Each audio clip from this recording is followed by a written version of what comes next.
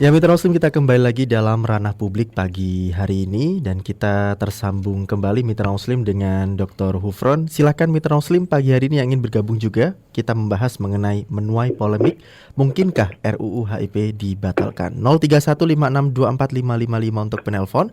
WhatsApp bisa Anda kirimkan ke 0855300938 atau bisa juga kirim langsung di chat atau kolom komentar channel YouTube Suara Muslim TV. Ya.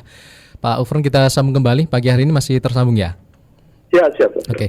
Secara tidak langsung di beberapa pasal atau salah satunya itu menyebutkan ada presiden itu memegang kendali kekuasaan haluan ideologi Pancasila. Artinya memang presiden ini bisa menentukan mana yang Pancasilais, mana yang bukan, begitu Pak ya. Siapapun mungkin yang tidak sejalan dengan presiden atau yang mengkritik bisa dikatakan itu menentang HIP karena haluannya ada di presiden. Jadi bisa dikatakan memang ini menguntungkan presiden Pak Hufron ya?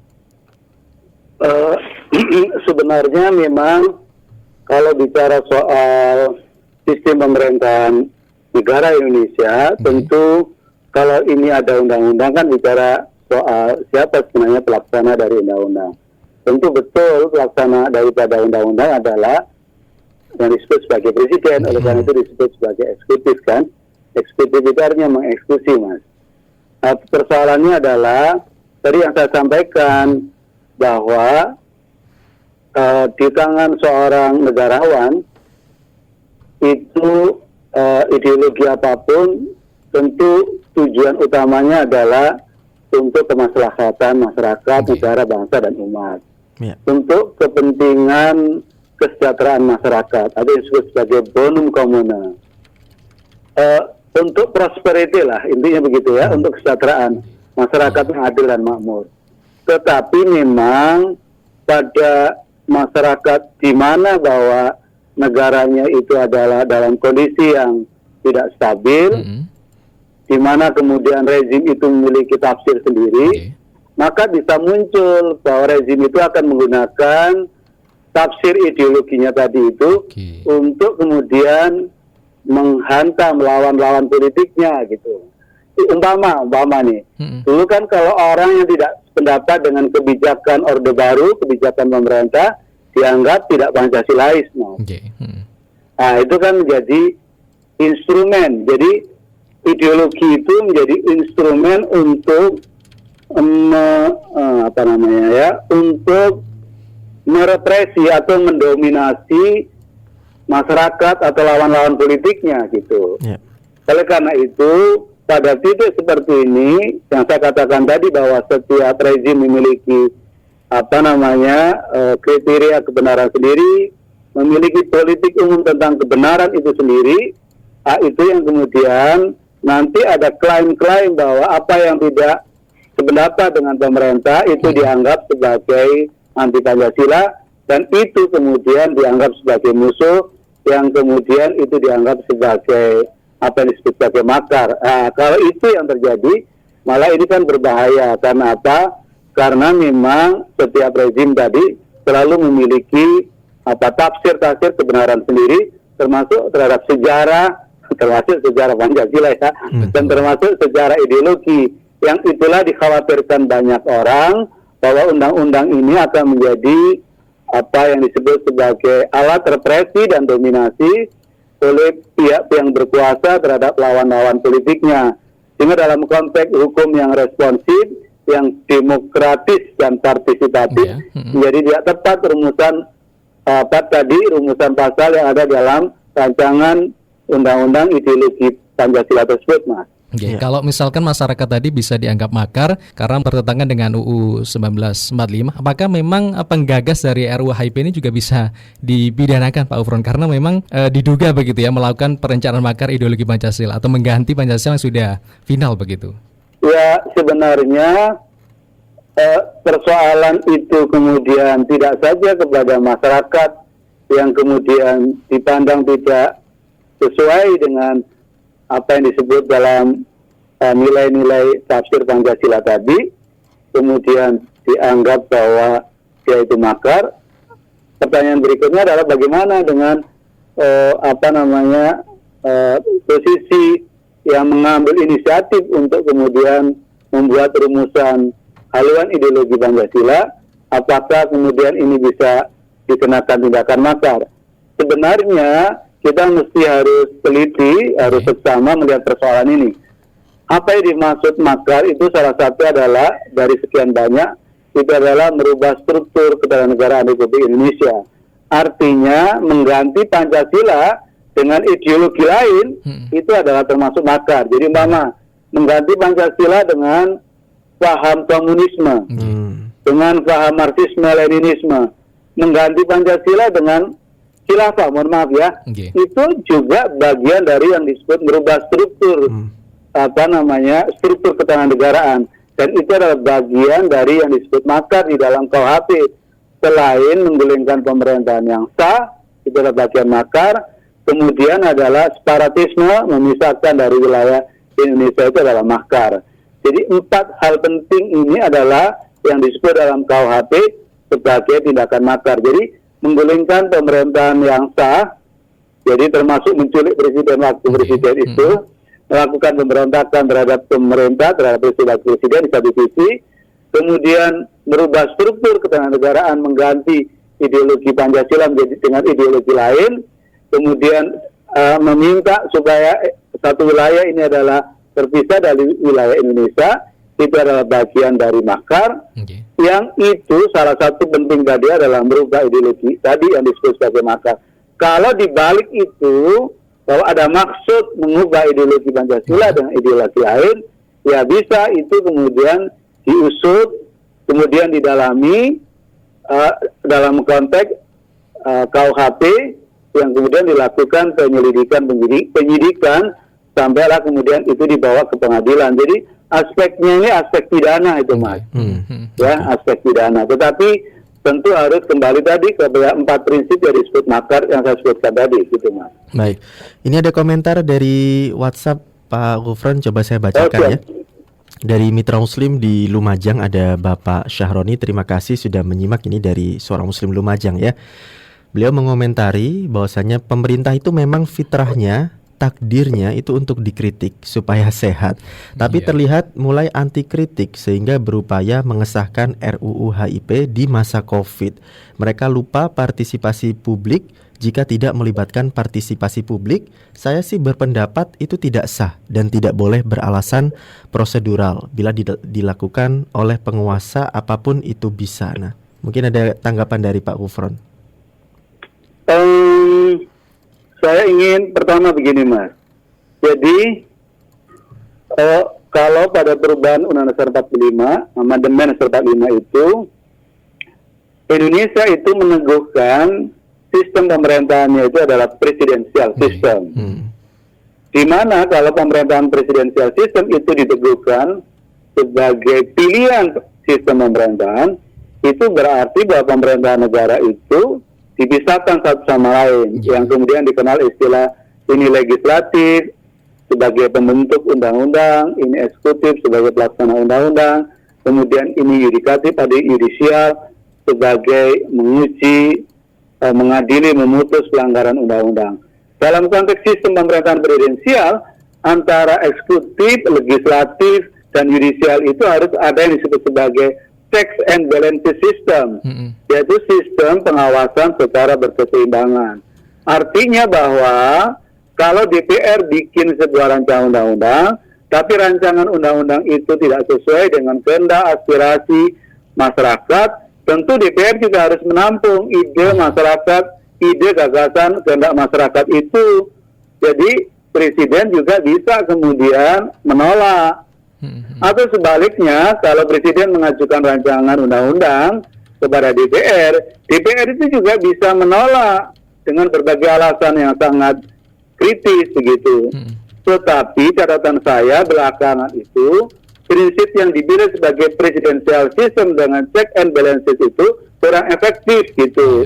Artinya apa? Hampir setiap rancangan undang-undang yang diusulkan oleh presiden itu senantiasa disetujui oleh DPR tanpa melalui sebuah catatan-catatan kritis terhadap rancangan yang diajukan oleh presiden. Sebagai contoh, Perpu 1 tahun 2020 ya disetujui begitu saja kalau menurut saya oleh DPR RI, dari 9 itu hanya 1 yang kemudian menolak. Ya.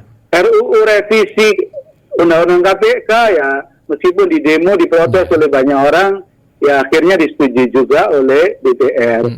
Ya RUU Minerba, RUU revisi Undang-Undang MK, revisi Omnibus Law, Cipta Kerja itu banyak sebenarnya apa yang diajukan oleh Presiden itu kemudian tidak ada catatan-catatan kritis, apalagi penolakan oleh DPR begitu.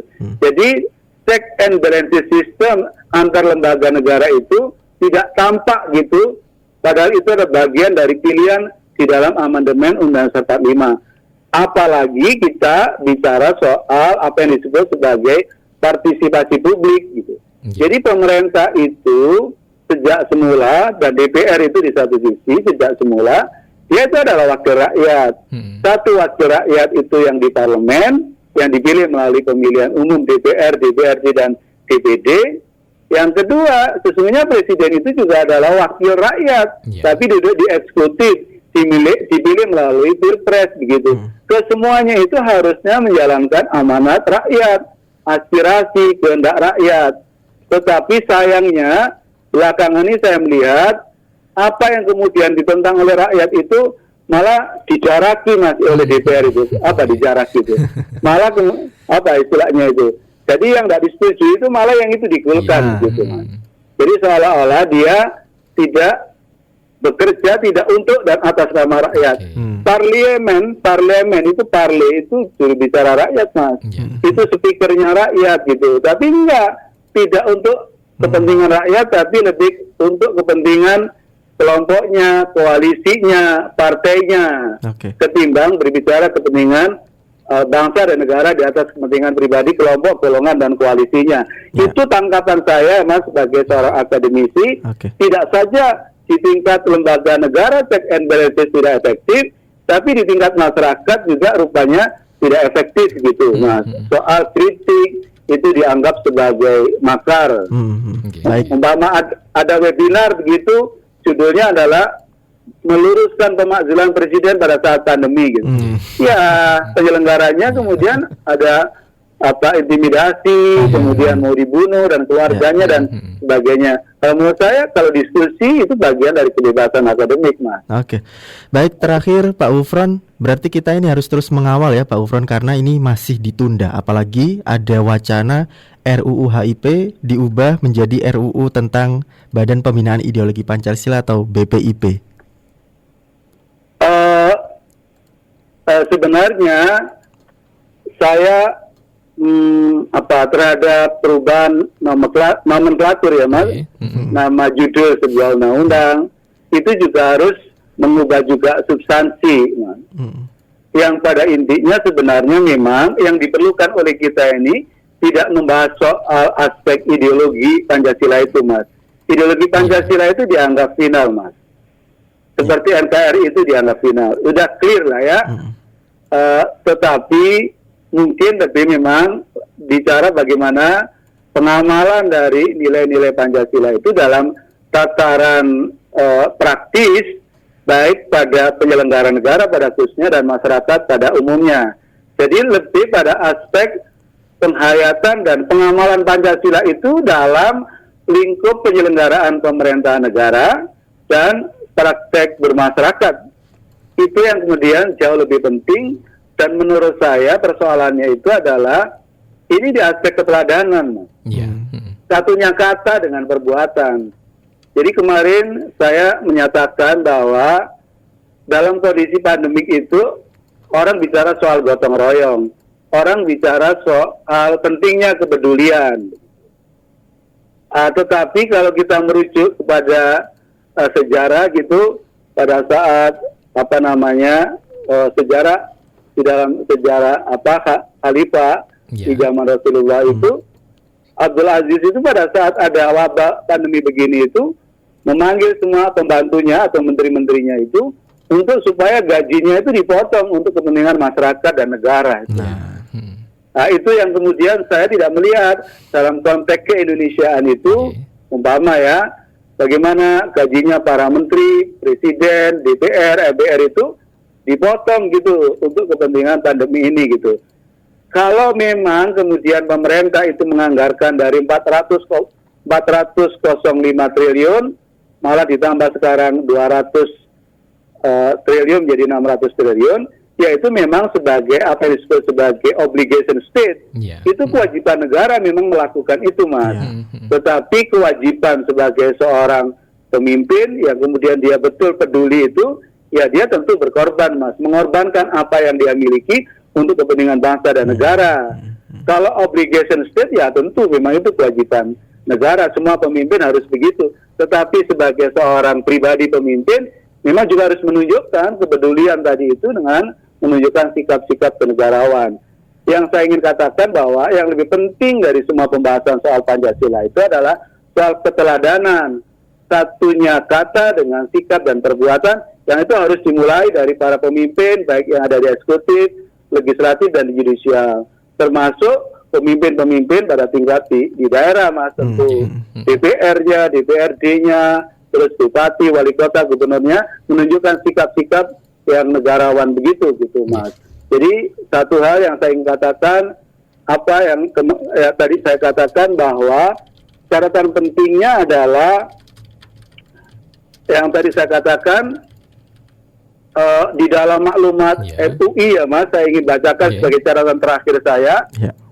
Bila maklumat ini diabaikan oleh pemerintah Republik Indonesia dan DPR RI, maka kami pimpinan MUI Pusat dan segenap pimpinan MUI Provinsi se-Indonesia menghimbau umat Islam Indonesia agar bangkit bersatu dengan segenap upaya konstitusional untuk menjadi garda terdepan dalam menolak paham komunisme dan berbagai upaya licik yang dilakukannya demi terjaga terkawalnya negara kesatuan Republik Indonesia berdasarkan Pancasila dan Undang-Undang 45. Saya kira ini catatan yang menurut saya penting dan serius menjadi perhatian, Mas, buat pemerintah dan juga buat DPR RI. Kalau tidak, saya khawatir bahwa ini akan sangat mengganggu terhadap stabilitas pemerintahan, stabilitas negara, yang kemudian itu memecah belah negara kesatuan Republik Indonesia. Saya kira itu catatan penting saya hari ini, Mas, pagi ini, Mas. Terima kasih Pak Ufron dan semoga sukses selalu. Semoga bisa berjumpa kembali di lain kesempatan, Pak Ufron, ya. Sama-sama, Mas. Assalamualaikum Semoga bermanfaat, Mas. Assalamualaikum warahmatullahi wabarakatuh. Waalaikumsalam.